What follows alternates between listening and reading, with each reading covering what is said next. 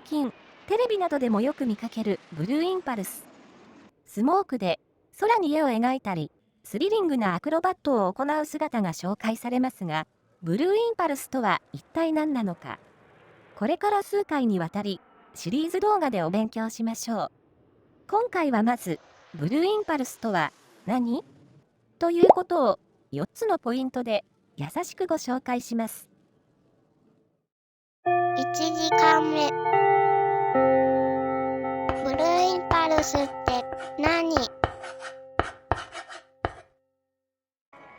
ブルーインパルスは航空自衛隊のアクロバット飛行チームで、正式には第11飛行隊と言います。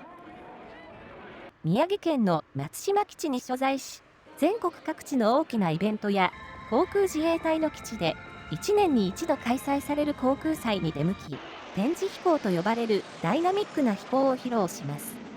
目的は航空自衛隊を知ってもらうための広報活動です。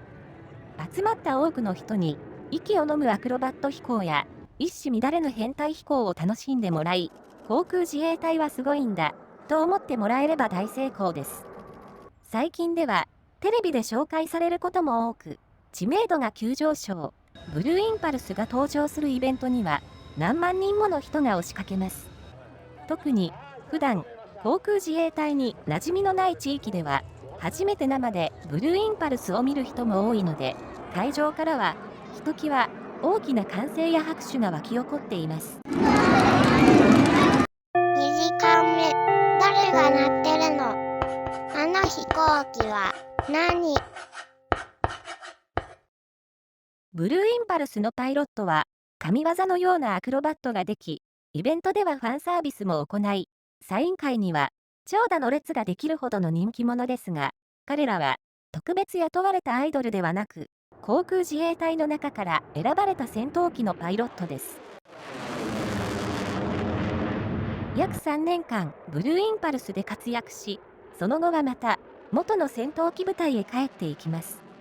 本業の空中戦とは違うため、ブルーインパルスにいる間は集中してアクロバット飛行の技を磨きます。1年目に先輩から引き継ぎ、2年目に展示飛行を担当、3年目には展示飛行を行いながら後任を育てます。ブルーインパルス経験者は、編隊飛行や空中集合がとても上手くなり、戦闘機部隊へ帰った時に驚かれることもあるそうです。かっこいいですね。ブルーインパルスは飛行機も青と白の鮮やかなデザインでとてもかっこいいですが、これも特別な専用機というわけではなく、航空自衛隊がパイロットを育てるために使っている純国産の T4 練習機です。ブルーインパルス用の機体はアクロバット飛行しやすいように少しだけ改造してあり、専門的には戦技研究使用機と呼ばれています。今は10機あり、航空ショーにはそのうちの6機を使います。T4 練習機は世界中の同じクラスの機種と比べてとても性能が高く、日本が世界に誇る飛行機です。3時間目。いつどこで見られるの？ブルーインパルスは毎年25回程度、全国各地の航空自衛隊基地で開催される航空祭のほか、オリンピックのような国際的・国民的行事、さらには大規模な民間イベントでも飛んでいますので、身近に航空自衛隊の基地がなくても見られるチャンスが巡ってくるかもしれません。例年3月下旬以降に航空自衛隊のウェブサイトでいつどこで飛ぶか発表されるので見てみてください。大迫力のアクロバット飛行は飛行場での航空ショーでしか見られませんが、それ以外のイベントでも普段とは違う風景の中を元気に飛ぶ姿が見られるため、ベテランのファンにとってもどちらも捨てがたいものです。平日は松島基地上空で本番さながらの訓練を外から見ることができる日もあります。松島基地のウェブサイトに翌週の予定が出るので参考にしてみてください。